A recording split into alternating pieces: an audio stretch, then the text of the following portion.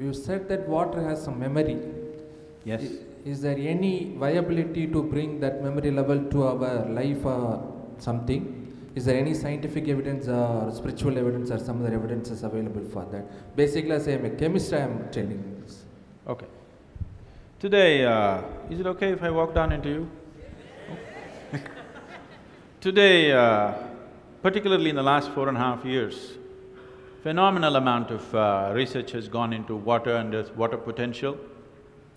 This started off inadvertently because of the way the usable water in the world is receding per person. In India, for example, in 1947, doesn't like me. In 1947, how much water an average Indian had, potable water? Today, we have only 20% of that. They say by 2025, we'll have only 7% of what we had in 1947 per person. Per capita water, only that much will be available. So because of this, lot of research has gone into water. It went mostly from this line, but slowly they went deeper and deeper into this, and they find, which you must be, being a chemist, you must be very much aware of this, without changing the chemical composition of the water, you can rearrange the molecular arrangement in such a way that the water will behave completely in a different way than the way it does. To such an extent, it's sensitive to this extent that if I take a glass of water in my hand and just look at it in a certain way and give it to you, well-being will come to you. If I look at it another way and give it to you, you will fall sick tonight. This is no more superstition, this is science. I'll tell you an incident that happened. About 17 years ago, I announced a 90-day program. 90-day program for what? The most fundamental aspect of yoga is considered as bhuta shuddhi. Bhuta shuddhi means… bhuta means you know what? Panchabhutas, the five elements in nature. Earth, water, fire, air and space. These are the five elements in nature. It is these five elements… I'm sorry, I'm somewhere… It is these five elements which is the basic components which make this body, which made this planet, which has made the whole universe, isn't it? The whole existence in a way is a play of these five elements. So Bhuta Shuddhi is about cleansing these five elements within the system. How these five elements behave within me will determine the quality of who I am. Based on this, the basic form of yoga is just Bhuta Shuddhi, everything else is an outcrop of that, taught in various bits and pieces by many people without understanding the homogeneity of what it is. But essentially, it's about taking charge of the five elements. You practice Bhuta Shuddhi for a certain period of time and you achieve what is called as Bhuta Siddhi. That means you have total control over the five elements. To such an extent, there is any number of incidents where at the time of death or at the time of leaving their body, a yogi goes into a room, people lock it from outside, he goes in and after a few days they open and he's just not there because he dematerializes himself. He doesn't want to trouble you with a funeral, he doesn't want anybody to carry him to the grave, he just dematerializes his own system. 17 years ago, I announced one program for the first time, 90-day program. Why 90 days is, approximately between 40 to 48 days, the system goes through a certain cycle on the elemental level. This is called a mandala. Every 40 to 48 days, there is a cycle where the system goes through this cycle. So this is the reason if you go to any Ayurvedic doctor or a Siddha Vaidya, he will always give you a medicine for 40 days or 48 days to make use of that cycle, natural cycle in the body. So I said 2 mandalas minimum, 3 would be good, but if I say 3, many things will happen. I said, minimum 2 mandalas, if you do sadhana, you can gain control over your system, those who want to come, you come.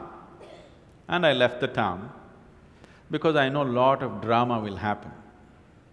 Now in a family, husband wants to go for 90 days, wife will do Kathak. Wife wants to go for 90 days, husband acts like Rajinikanth in the house. angry man, walks up and down like a hero. So many things, drama will happen, so I don't want to be there. I said, those who want to come, you come, it's up to you. So after that I came back, to a particular family that I know well. It's a normal part of our hospitality. When somebody comes home, first thing is you bring water. So this lady in the house brought water for me, and she's like Kali suddenly, not just Kathak, she's like Kali. I looked at her, she's a nice lady, today she's in the Kali form. So I looked at her and she offered water to me and I said, Amma, I don't need this water, I don't need to drink this water. You're like Kali right now, I don't need Kali's prasadam right now, I'm fine. She said, why, will I poison it? I said, no, you don't have to poison it, it's already done. Then I told her, you take a sip from this glass. She took a sip from the glass. Then I said, give me the glass to me. I held it in my hands for 2 minutes and I just gave it to her. You drink it now. She drank one sip and burst into tears and started crying. She said, it's sweet. I said, that's all the difference it is. Now, your body is over 70% water. If the water in this system behaves in a sweet manner, will you be at least 70% sweet? If the air and earth behaves sweetly within you, will you be at least 90% sweet? Space is never bothering anybody, isn't it? So, the essential science of yoga is about bhuta shuddhi, taking charge of the elements within the system. Once you have control over the elements in the system, you can also influence the elements around you.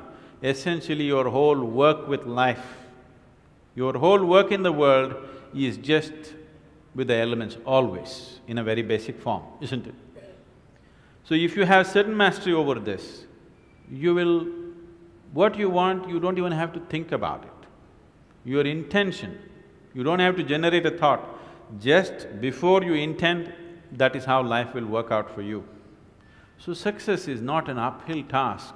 If you raise this to a higher place, if you raise this to the highest place it can reach, then everything is downhill. Downhill you can run easily or uphill you can run easily. Definitely downhill, isn't it? So is there any scientific evidence? There's substantial scientific evidence today about how the molecular structure of the water can be rearranged without changing the chemical structure, even with a simple thought or a touch. The problem is, your grandmother told you this, didn't she? Didn't your grandmothers tell you, you should not drink water from anybody's hand, do not take food from anybody, there is a certain way, you must receive only if they have good intentions for you? Did they tell you these things? But when your grandmother said it, the problem is if it goes from the east, it is superstition. If it comes from the west, it becomes science.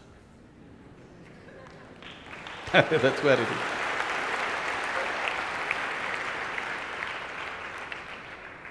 That has to change.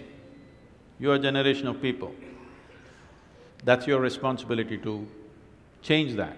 That even if it goes from the east, if it is science, it's science.